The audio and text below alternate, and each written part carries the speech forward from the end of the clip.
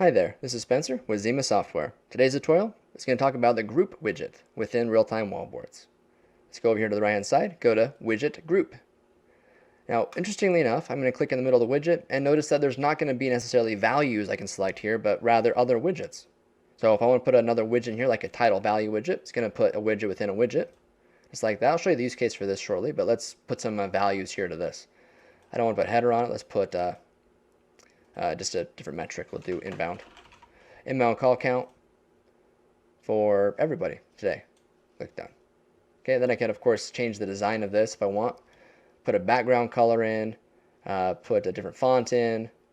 Let's put this background color in, like that, make it stand out a little bit.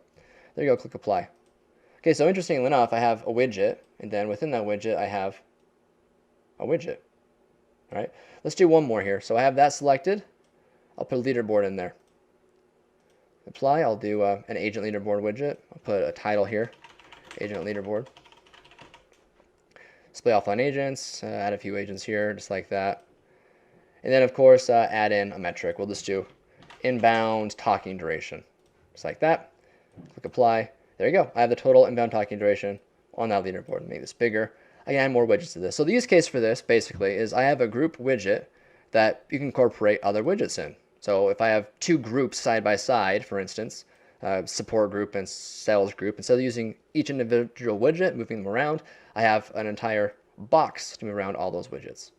Now, of course, when done, click apply and save and exit.